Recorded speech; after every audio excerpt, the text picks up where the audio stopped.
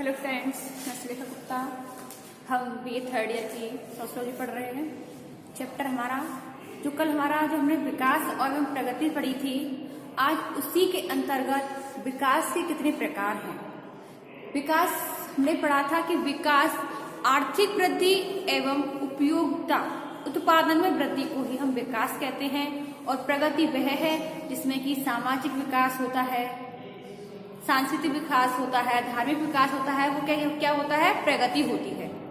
और आर्थिक वृद्धि एवं उत्पादन में वृद्धि ही विकास कहलाती है।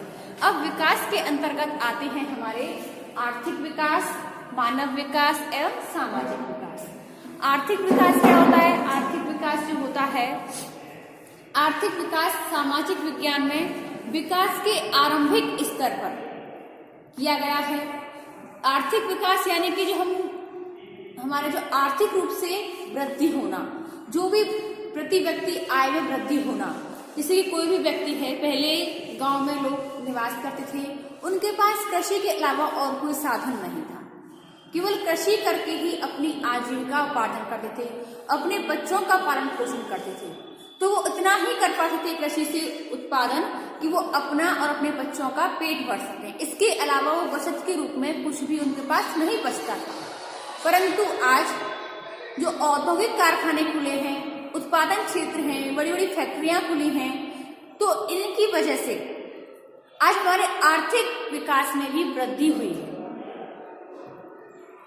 उत्पादन में वृद्धि हुई है। क्योंकि जो हमारी प्रौद्योगिकी है, इसने कई तरह के ऐसे विकास किए हैं, नए नए प्रोडक्ट्स पैदा किए हैं, नई नई मशीन यंत्रों के कारण हम अगर उत्पादन का कार्य करते हैं, कृषि कार्य करते हैं, तो हमारी फसल अच्छी हो जाती है, अधिक मात्रा में उपजाऊ मिट्टी होती है, अच्छी किस्म के खाद बीज आ रहे हैं, जिनसे कि किसान को काफी फायदा हो जाता है। वो अधिक मात्रा में उत्पादन कर सकते हैं, और उस अधिक जब उत्पादन होगा तो उसको हम बेचेंगे तो हमें अधिक मात्रा में आर्थिक लाभ होगा, जिससे कि प्रति व्यक्ति की आय बढ़ेगी।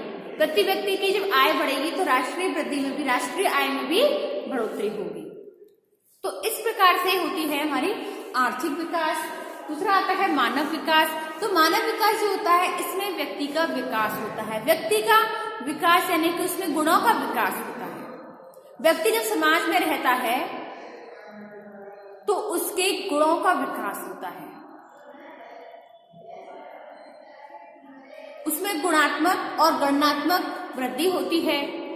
शारीरिक वृद्धि के साथ साथ मानसिक वृद्धि भी होती है। अगला आता है सामाजिक विकास। व्यक्ति जब समाज में रहता है तो उसका सामाजिकरण होता है। व्यक्ति एक दूसरे के साथ मिलता है, बैठता है, एक दूसरे के साथ बातचीत करते हैं, उनका सामाजिकरण होता है, तो वही होता है सामाजिक विकास। अब हम देखते हैं कि आर्थिक विकास क्या होता है।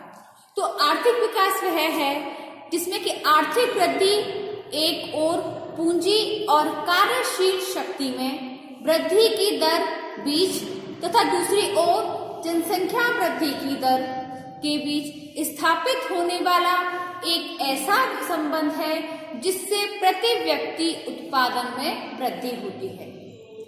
आर्थिक वृद्धि एक ओर पूंजी और एक ओर जनसंख्या, इन दोनों की वृद्धि दर के बीच एक ऐसा संबंध है जिसमें कि प्रति व्यक्ति आय में वृद्धि होती है। आर्थिक वृद्धि का अर्थ वस्तुओं और सेवाओं को अधिक से अधिक मात्रा में इस तरह से उपलब्ध कराने से है जिससे जनसाधारण में भौतिक कल्याण में निरंतर और दीर्घकालीन उन्नति हो सके।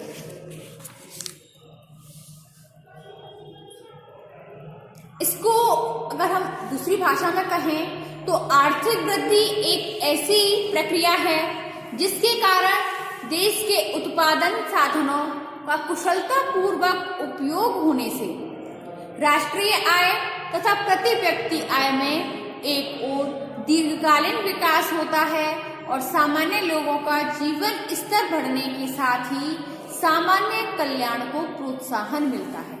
अब आते हैं हमारे आर्थिक विकास की कुछ विशेषताएं, जैसे कि राष्ट्रीय आय तथा प्रति व्यक्ति आय में वृद्धि, उत्पादन के साधनों का तार्किक उपयोग, सामान्य कल्याण में वृद्धि एक सतत प्रक्रिया, दीर्घकालीन प्रक्रिया।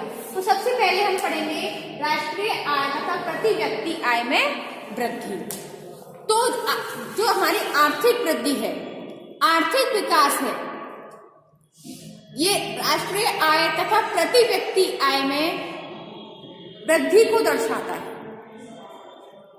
आर्थिक विकास का इसके द्वारा आकलन किया जा सकता है कि एक वर्ष में किसी देश में कितनी वस्तुओं और सेवाओं का उत्पादन होता है और इसके कुछ मूल्य में से कितने खर्च होते हैं, कितने नष्ट हो जाते हैं, कितने व्यर्थ हो जाते हैं। इस सब को हटा करके जो मूल्य बच जाता है, रह जाता है, उसी को राष्ट्रीय आय कहते हैं।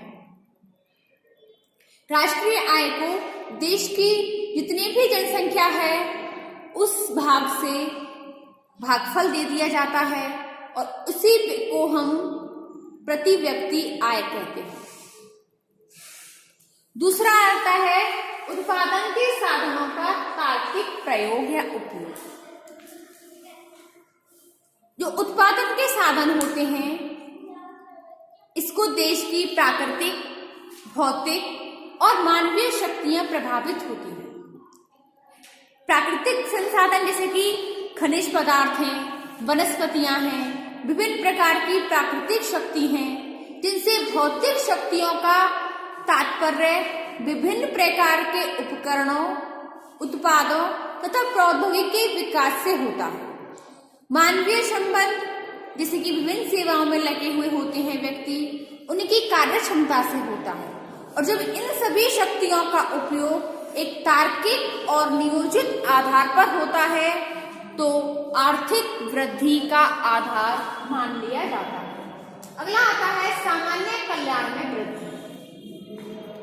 कि देश में जब प्रति व्यक्ति आय में वृद्धि होती है, उत्पादन के साधनों का तार्किक उपयोग होता है, तो एक समाज का बड़ा हिस्सा उनके लाभ से वंचित ना रहे। इसके लिए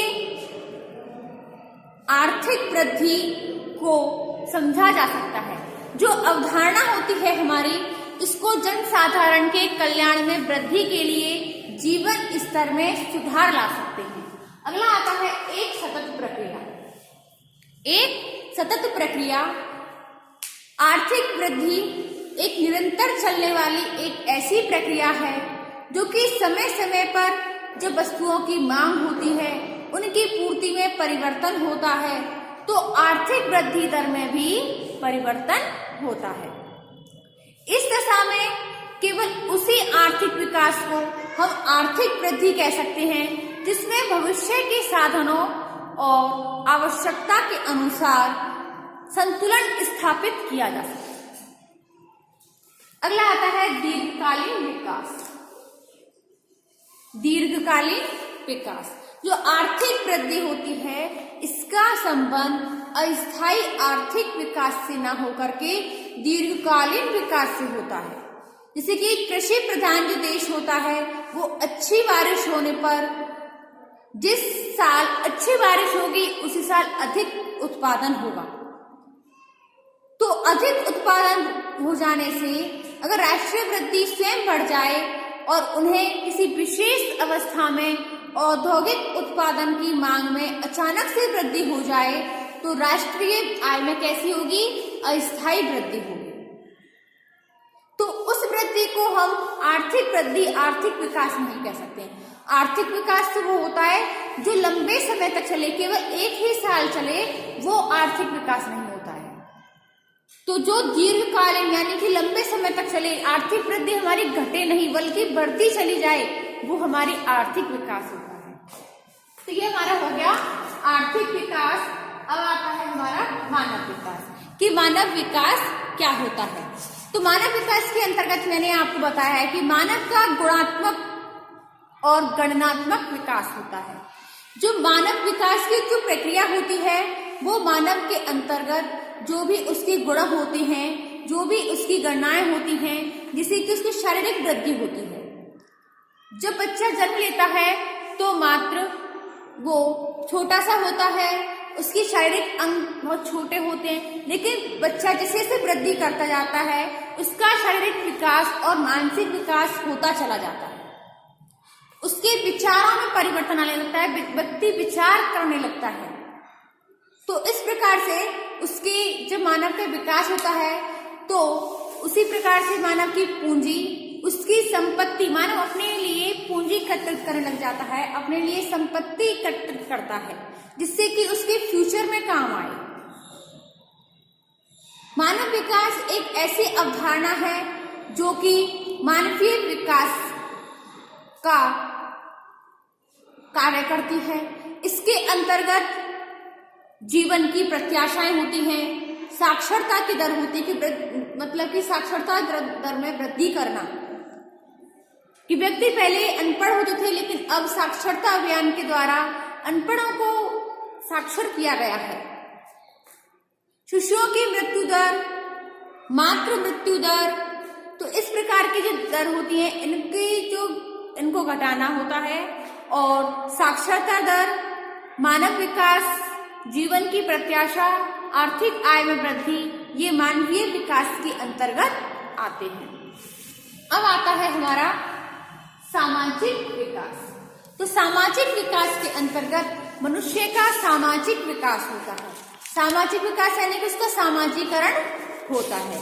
इसके अंतर्गत मनुष्य की जो, जैसे कि हमारे समाज में कोई इंजीनियर होता है, कोई डॉक्टर होता है, कोई वकील होता है, तो ये सभी मिलकर एक समाज का विकास करते हैं, सामाजिक विकास करते हैं।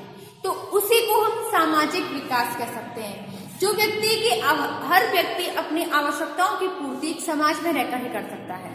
तो सामाजिक विकास, आर्थिक विकास और नैतिक विकास, इन दोनों को मिलकर कर सकते हैं। और जो सामाजिक विकास होता है ये परोपकार की भावना, सामाजिक कार्य, समाज कार्य, समाज के हित के लिए कार्य, सामाजिक प्रशासन, इन सब के आधार पर हम इसको स्पष्ट कर सकते हैं। जो समाज के कार्य होते हैं, समाज के हित के कार्य होते हैं, लोगों को एक दूसरे के लिए व्यक्ति की आवश्यकताओं की पूर्ति करते हैं। अब आते हैं हमारे सतत विकास कि सतत विकास क्या होता है। तो हमारा जो चैप्टर था वो था विकास और इसके विविध रूप। तो कल हमने विकास एवं प्रगति देखी थी और आज हमने इसके विभिन्न प्रकार देखे हैं, विविध रूप देखे हैं। और इसी के साथ आता है हमारा सतत विकास कि सतत विकास क्या होता है। तो यह विकास का एक वह व्यापक रूप है जो समाज तथा मानव पारिस्थितिकी को स्वस्थ बनाने के लिए प्रति लोगों को संवेदनशील और जागरूक बनाता है। सतत विकास वह विकास का वह व्यापक रूप है जो समाज तथा मानव पारिस्थितिकी को स्वस्थ बनाने के लिए प्रति लोगों को संवेदनशील और जागरूक बनाता है। इसी के साथ ही इसकी दूसरी परिभाषा है, सतत विकास एक ऐसा प्रयत्न है जो पर्यावरण के प्रति हमारे उत्तरदायित्व तथा भावी पीढ़ियों की आवश्यकताओं को ध्यान में रखते हुए विकास की प्रक्रिया को विशेष रूप देता है। सतत विकास एक ऐसा प्रयत्न है जो पर्यावरण के प्रति हमारे जो उत्तरदायित्व होते हैं और जो हमारी आने वाली जो पीढ़ी होती है उनकी आवश्यकताओं को ध्यान में रखते हुए विकास की प्रक्रिया को एक विशेष रूप देता है, वही सतत विकास होता है।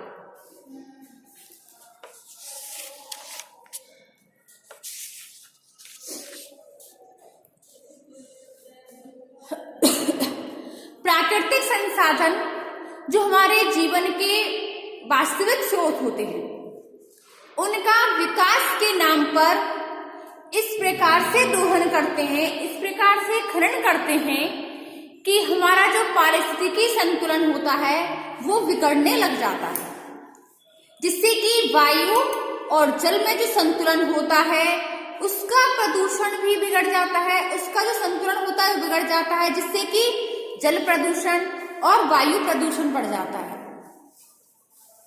और ऐसी दशा है इसको हम देखते ही रहते हैं।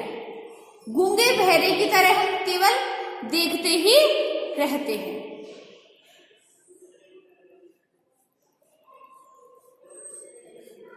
सतत विकास वह पद्धति है जो एक ओर से सतत विकास का जीवन स्तर तथा जीवन अवसरों की वृद्धि से संबंधित होता है और दूसरी ओर विकास की प्रक्रिया के जो दुष्परिणाम होते हैं उनको कम से कम करने का प्रयत्न करता है। आर्थिक वृद्धि की जो सीमाएं होती हैं, जैसे कि संसार के सभी भागों में हरित क्रांति बढ़ने लगती है, तो इससे पर्यावरण संबंधी अनेक समस्याएं उत्पन्न हो जाने से मानव विकास के जीवन जगत के संरक्षण के लिए प्राकृतिक संसाधनों का किस तरह से उपयोग कर सकते हैं, हम इनको देख सकते हैं।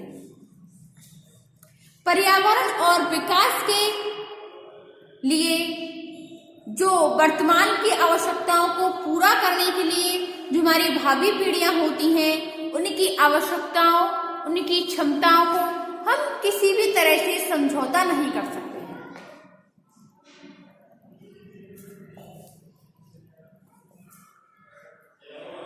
मानव के जो अतिरिक्त अन्य प्राणी होते हैं, इनको स्पष्ट करने के लिए हम एक ऐसी दशा को देख सकते हैं जिससे कि हम अपने लिए अपनी आवश्यकताओं को पूरा करने के लिए और उसी के साथ हमारी जो आने वाली पीढ़ियां होती हैं उनको सही तरह की वातावरण मिले, उनका पर्यावरण सही हो।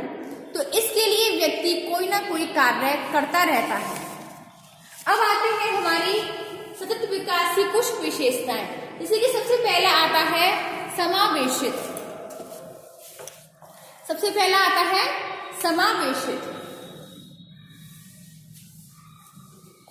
तो इसके लिए यह सतत विकास की वह प्रक्रिया है जिसमें आर्थिक विकास, मानव विकास तथा पर्यावरणीय विकास, इन सबका समान महत्व होता है। इसलिए यह विकास समावेशी है। इसमें वर्तमान की आवश्यकताओं को पूरा करने के साथ साथ अपनी आने वाली पीढ़ियों की भी आवश्यकताओं को महत्व दिया जाता है। इसके अंतर्गत प्रौद्योगिकी का विकास, आर्थिक विकास, जनसंख्यात्मक गुणों में वृद्धि, प्राकृतिक संसाधनों का उपागम, समावेशी परिवर्तन तथा जीवन की गुणवत्ता का समान रूप से ध्यान रखा जाता है और यही विकास का मुख्य आधार होता है। इसके बाद आता है लक्ष्यों और साधनों की परस्पर संबद्धता। लक्ष्यों और साधनों की परस्पर संबद्धता, जो वर्तमान जीवन होता है हमारा, इसमें प्रत्येक राष्ट्र विकास संबंधी लक्ष्य बहुत एकत्रित कर लेते हैं, बहुत अधिक हो जाते हैं। जो इनके पास उपलब्ध साधन होते हैं, इनके संदर्भ में प्राथमिकता के आधार पर महत्वपूर्ण लक्ष्यों का चुनाव करना और राष्ट्रीय और विश्व स्तर पर प्रमुख समस्याओं का समाधान करने में योगदान देना सतत विकास की एक प्रमुख विशेषता होती है। जो विभिन्न प्रकार के साधन होते हैं, इनका उपयोग करते समय समावेशी परिवर्तन जो होते हैं, इनके साधनों की जो परस्पर संबद्धता के लिए आवश्यक होता है। अगला आता है साधनों के वितरण तथा अवसरों की समानता। साधनों के वितरण तथा अवसरों की समानता, इसके अंतर्गत सामाजिक और आर्थिक दोनों तरह के विकास से होता है। यह एक ऐसी दशा है जो कि सामाजिक व्यवस्था पर बल देती है, सामाजिक व्यवस्था पर बल देती है, जिसके अंतर्गत देश के आर्थिक और भौतिक संसाधनों का वितरण होता है और समाज के प्रत्येक वर्ग को अपना विकास और संरक्षण, सतत विकास, सतत अवसर के लिए होता है। अगला आता है विवेकशीलता। सतत विकास का संबंध एक ऐसी दशा से होता है जिसमें मानव पारिस्थितिकी तथा आर्थिक विकास के बीच इस तरह संतुलन बनाकर रखता है जिससे समाज के लिए उपयोगी साधनों को पुनः प्रभावपूर्ण बनाकर उनका उपयोग किया जा सके। साधनों को पुनर्जीवित करने का लक्ष्य किया जा सके।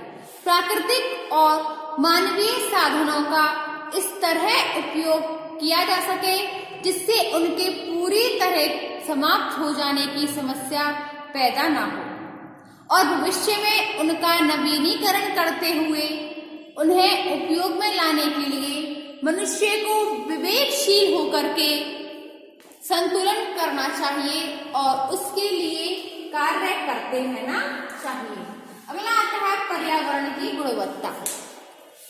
तो आज हमारा विश्व जो ये केवल हमारा देश ही नहीं अपितु संपूर्ण विश्व की ये समस्या है कि पर्यावरण प्रदूषण दिन ब दिन बढ़ता जा रहा है। तो पर्यावरण की गुणवत्ता को बढ़ाने के लिए जो हमारे सभी विचारक हैं, सभी समाजशास्त्री हैं, वो एक मत हैं और सतत विकास के लिए पर्यावरण की गुणवत्ता एक महत्वपूर्ण अंग है, जो कि आर्थिक विकास के कारण यदि पर्यावरण मानव जीवन के लिए हानिकारक बनने लगता है तो ऐसा विकास मानव जाति के लिए बहुत हानिकारक हो जाता है।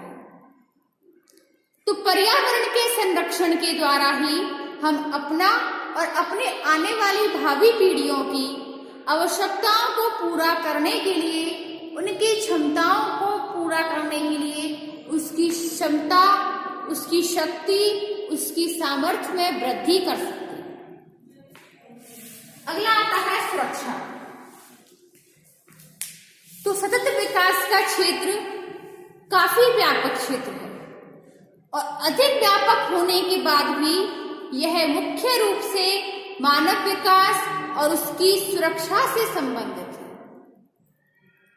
इसीलिए यह विकास का वह रूप है जिससे आगे आने वाली पीढ़ियों को एक सुरक्षित भविष्य के साथ अच्छी शिक्षा, अच्छा स्वास्थ्य, उनके लिए आवास, आजीविका के साधन उपलब्ध हों।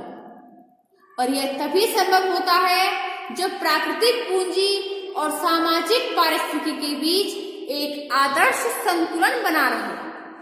उनके बीच अगर अच्छा तालमेल बना रहेगा, अच्छा संतुलन बना रहेगा, तो हमारे आने वाली पीढ़ियों के लिए जो पर्यावरण होगा वो उनके अनुकूल होगा। अगला आता है आवश्यकताओं तथा संसाधनों में संतुलन। आवश्यकताओं तथा संसाधनों में संतुलन प्रत्येक समाज की आर्थिक, सामाजिक और प्राकृतिक पूंजी सीमित होती है। यही पूंजी वह संसाधन होती है जिससे कि हम अपनी विभिन्न आवश्यकताओं को पूरा कर सकते हैं। इसके लिए संसाधनों के अनुपात में आवश्यकताओं का निर्धारण करना सतत विकास का एक आवश्यक तत्व होता है। तो स्टूडेंट्स, आज की जो हमारी वीडियो थी ये हमारा पार्ट 2 है। इसके अंतर्गत हमने विकास के विभिन्न रूप जैसे कि आर्थिक विकास, मानव विकास एवं सामाजिक विकास देखे हैं और इसी के साथ हमने सतत विकास देखा है, इसकी परिभाषा और इसकी विशेषताएं देखी हैं, जो कि मानव के लिए जो विकास होते हैं, जो मानव प्रगति करता है, परिवर्तन होता है मानव जीवन में, ये हमने आज देखे हैं।